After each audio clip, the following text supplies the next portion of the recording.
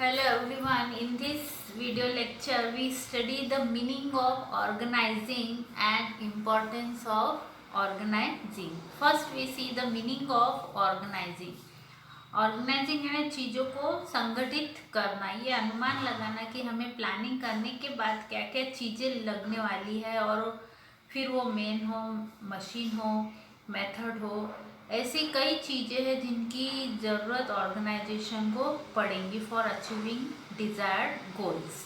सही प्लान को सही अंजाम तक पहुंचाने के लिए organising is the next function of management.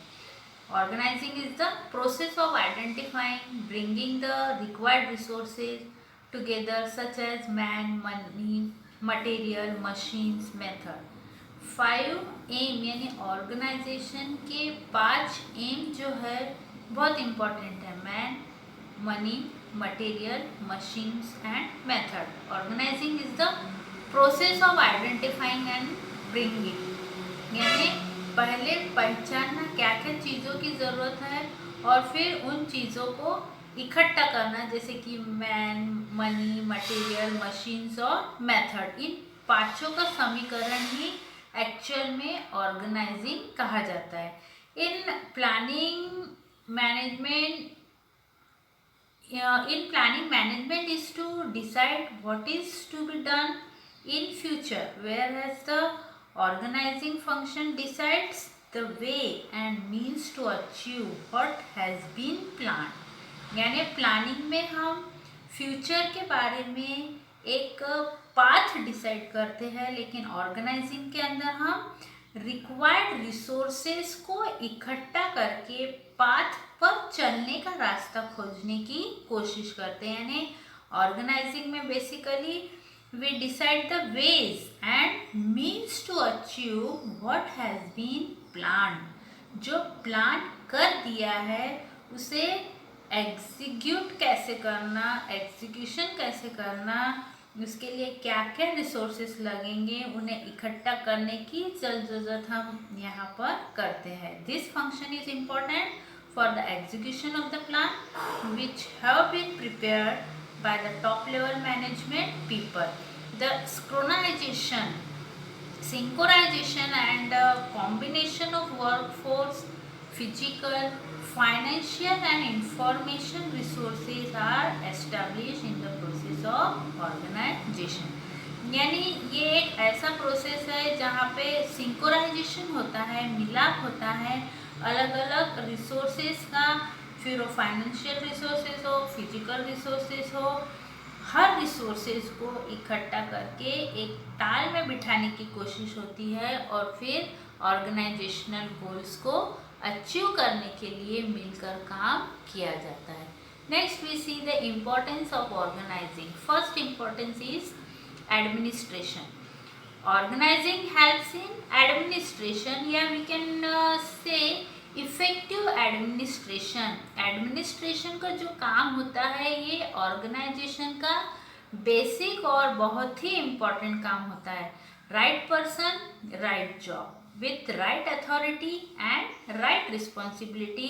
सही व्यक्ति सही जगह पर सही काम करता हुआ मिले तो ही ऑर्गेनाइजेशन को सक्सेस मिलता है और इसी में मदद करता है ऑर्गेनाइजिंग। क्योंकि ऑर्गेनाइजिंग में हम ग्रुप करते हैं ना, एक्टिविटी को हम लोगों को जमा करते हैं, रिसोर्सेज को इकट्ठा करते हैं, तो रिसोर्सेज सही होनी चाहिए। Right person, right job. This function determines different position, departments, activities and the rules are clearly structured. याद रखिए, the utmost care is taken while placing right person in right job with right authorities and responsibility। It is achieved through division of work and delegation of authorities। Basically काम का सही बंटवारा, authorities सही लोगों के हाथ में, ताकि काम जो है वो प्रॉपरली सक्सेसफुल हो सके। This all leads to efficient and effective administration। Second point is bring specialization। Bring specialisation यानी एक्सपर्टीज, स्पेशलिटी जिसकी है, जिसमें जिसकी खूबी है, जो प्रॉपरली स्पेशलिस्ट की तरह काम करता है, एक एक्सपर्ट की तरह काम करता है, उसे सही काम में इफ़िशिएंसी मिले और उसकी स्पेशलाइजेशन हो सके, ऐसा काम करने में मदद करता है। Organisational structure is a network of a relationship in which the work is divided into units and departments. अलग अलग डिपार्टमेंट में और यूनिट्स में काम को बांटा जाता है। This division of works helps in bringing specialisation, यानी अगर कोई डिज़ाइनिंग डिपार्टमेंट है तो काम डिज़ाइनिंग का ही करेगा, उसको कोई सेल्स या मार्केटिंग का काम नहीं करना है, उसे प्रॉपरली फोकस करके कंसंट्रेट करके अच्छे डिज़ाइन बनाने हैं ऑर्गेनाइजेशन की ग्रोथ के लिए। मार्केटिंग स्ट्रेटेजी डिज़ाइन करनी है।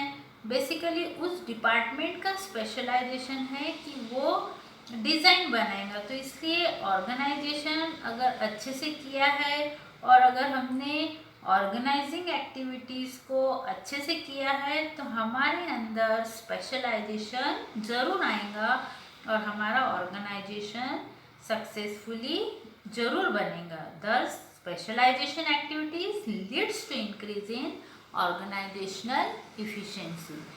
Third importance is clarifies authorities and responsibility. Clarify authority and responsibility, जिम्मेदारी ये प्रॉपरली डेलीगेट कर दी गई है। ऑर्गेनाइजिंग से ही, इसी फंक्शन से हमें क्लियरिटी मिलती है। प्लानिंग में तो हम प्लान बना लेते हैं, स्ट्रक्चर बना लेते हैं, रास्ता दिखा देते हैं, लेकिन चलना किससे है, कौन क्या काम करेगा, ये अथॉरिटी और रिस्पॉन्सिबिलिटी ऑर्गेनाइजिंग से ही मिलती है। Organisational structure defines the role of every manager. हर मैनेजर का क्या काम है, उसे कौन से डिपार्टमेंट पे ध्यान देना है, उसे क्या डेलीगेशन करना है, अथॉरिटी किसे देनी है, रिस्पॉन्सिबिलिटी क्या है, काम की जिम्मेदारी कितनी है, वो सारी चीज़ें ऐसे ही ऑर्गेनाइजिंग फंक्शन काम में ला सकता है। This can be done by delegating the authority to every manager and clarifying the way he has to exercise those powers so that misuse of power does not take place. अगर properly assign किया गया है authority और responsibility तो misuse भी power का न हो, इसका भी ध्यान रखा जा सकता है।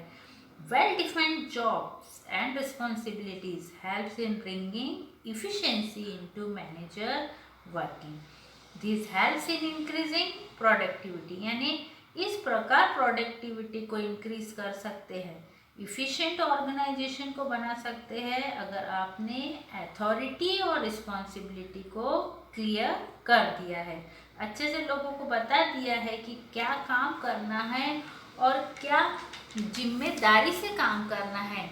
ऑर्गेनाइजेशन जो है ये बहुत ही इम्पोर्टेंट स्ट्रक्चर है और ऑर्गेनाइजिंग जो है ये इसका इम्पोर्टेंट फंक्शन है। Next importance is create sense of security. Organisational structure clarifying the job position. हर व्यक्ति को पता होता है कि उसका जॉब पोजीशन क्या है, उसको कितना काम करना है। It clearly states the duties and responsibility of everyone. जब हम रिसोर्सेज को इकट्ठा करते हैं, काम को डेलीगेट करते हैं, तभी हर किसी के साथ एक clear cut to cut relation बनाकर उससे बात करते हैं कि बॉस आपका काम इतना है, आपको इतने टाइम में काम कंप्लीट करना है। यहाँ पर जो है एक सेंस ऑफ सिक्योरिटी भी रहती है। Everyone can work accordingly. Clarity in job and powers helps in increasing mental satisfaction and it creates sense of securities among the employees. Employees को भी पता होता है कि वो सिक्योर है और सेफली यहाँ पर काम कर सकते हैं क्योंकि उनका जो डिज़ायर्ड काम है, डिज़ायर्ड गोल है, वो एक ही है, ऑर्गेनाइजेशन की सफलता, और उसी के लिए वो लोग काम कर रहे हैं। Next point is define the job properly. Right person right job, सही आदमी सही काम पर होना चाहिए, सही काम के लिए सही व्यक्ति का चुनाव होना चाहिए, और यही कहता है ऑर्गेनाइजिंग का function. Organisation structure helps in putting right man on right job, which can be done by selecting people for various departments according to their qualifications, skill and experience. चुना जाए अगर सही व्यक्ति को उसके स्किल को देखते हुए, उसके एक्सपीरियंस, उसके कामकाज को देखते हुए, तभी वो सही काम ऑर्गेनाइजेशन के लिए कर पाएंगे। This is helping in defining the job properly which clarify the role of every person. तो हर व्यक्ति को अपना रोल पता है, अपना काम पता है, और अपने स्किल, अपने हुनर के दम पर वो अच्छे से काम कर पाएगा, क्योंकि उसने अपना जॉब प्रॉपरली डिफाइन कर दिया है। Next point is 6 point is establish coordination. हमने प्लानिंग में भी ये पॉइंट देखा है, फैसिलिटेट्स कोऑर्डिनेशन। उसी प्रकार यहाँ पर ऑर्गेनाइजिंग भी एक ऐसा फंक्शन है जो फैसिलिटेट करता है, कोऑर्डिनेशन करने में मदद करता है। कोऑर्डिनेशन बल्कि एस्टैब्लिश करता है। अगर तालमेल नहीं है डिपार्टमेंट के बीच कोऑर्डिनेट्स क्रिएट्स करने में ऑर्गेनाइजिंग फंक्शन मदद करता है। This function help in establishing coordination among different departments of organisation. It creates clear-cut relationship among the position and ensure mutual cooperation among individual। अलग अलग डिपार्टमेंट के मैनेजर्स, अलग अलग वर्कर्स या एम्प्लॉयज, इन सब के बीच में म्यूचुअल रिलेशनशिप क्रिएट करने का काम ये ऑर्गेनाइजिंग फंक्शन करता है।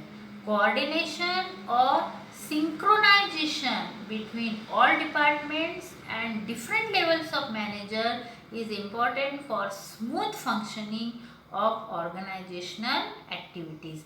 ये जरूरी है क्योंकि सब लोगों का एक ही मकसद है कि ऑर्गेनाइजेशन को सफलता मिले। तो यह बहुत ज़रूरी है कि तालमेल हो, कोऑर्डिनेशन हो, और ऑर्गेनाइजिंग अगर सही से की गई है तो definitely we can establish coordination also। Next point is facilitates administration and operation। Administration दो टर्म्स है। एडमिनिस्ट्रेशन यानी मैंने बताया है आपको, एक्टिविटीज़ को जो है या प्रॉपरली आइडेंटिफाई करके ग्रुप कर देते हैं। एडमिनिस्ट्रेशन में आप राइट पर्सन राइट जॉब पर रखते हैं। ऑपरेशन यानी क्या है? ऑपरेशन यानी एग्जीक्यूट करना, जो प्लान बना दिया गया है उस पर एक्चुअली में चलना, वॉकिंग द टॉक, जो प्लान किया है उसके ऊपर काम करना। Grouping and assigning the activities is the task of administration, whereas the processing according to his operational activities. तो ये दोनों ही काम करने में, प्रोसेसिंग करने में भी और असाइनिंग करने में भी हमारी मदद ऑर्गेनाइजिंग फंक्शन करता है, और इसीलिए facilitates administration and operation. Next point is growth and diversification.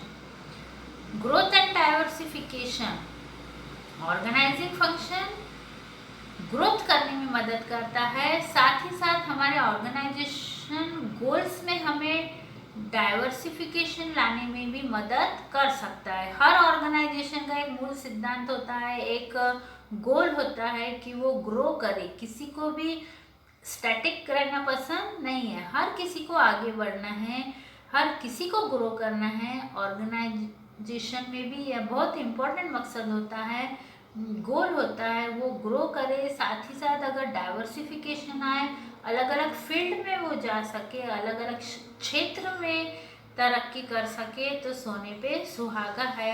तो इसलिए organising function helps in growth and diversification. Growth of every organisation depends on the smooth and efficient functioning, clearly defined roles and responsibility, coordination among all levels of management, personal and use of appropriate control techniques bring efficiency at workplace and organization grow well. This is possible only when organization structure is well defined. अगर organising सही से होंगी तो तरक्की और diversification definitely होगा. Next point is helps in optimum utilisation of resources. Resources का wastage नहीं होना चाहिए, उसका इस्तेमाल प्रॉपर होना चाहिए. Optimum utilisation of resources.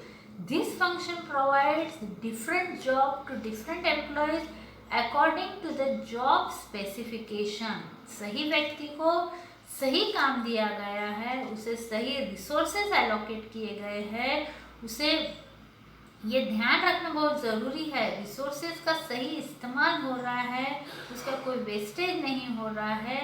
Due to specialisation of works become possible and thus right workers utilize other resources at its optimum level so that desired result are achieved within defined period. अगर हमने सही व्यक्ति को सही जगह पर रखा है काम करने के लिए तो डेफिनेटली वो रिसोर्सेज का अच्छा ही यूटिलाइजेशन करेगा और वेस्टेज को अवॉइड करेगा. Last point is scope for innovation. Organising gives scope for innovation. Once again similar point है, प्लानिंग में भी हमने पढ़ा था इम्प्रूव इनोवेटिव आइडियाज और यहाँ पर हम ऑर्गेनाइजिंग के अंदर पढ़ रहे हैं scope for innovation. Organising function clears the role and activities to be perform. Organising से पता चल जाता है किसको क्या करना है, किसको किस राह पर चलना है. Employees can work by using their new ideas. Employees को अगर पता है मुझे ये काम करना है, किस तरह से वो अच्छा कर सकता है वो अपने आप तय कर सकता है. This provides enough space to the manager to develop the talents and flourish the knowledge. This scope for innovation into adopting new changes in methods of work is possible through a set of organisation structure. अगर organising proper नहीं है तो innovative ideas को कभी scope नहीं मिलेगा, कभी promotion नहीं मिलेगा. तो यह बहुत ज़रूरी है कि फंक्शन ऑफ मैनेजमेंट में ऑर्गेनाइजिंग यह स्कोप प्रोवाइड करे और इनोवेशन और इनोवेटिव आइडियाज़ को आगे लेकर आए. अंडरस्टैंड.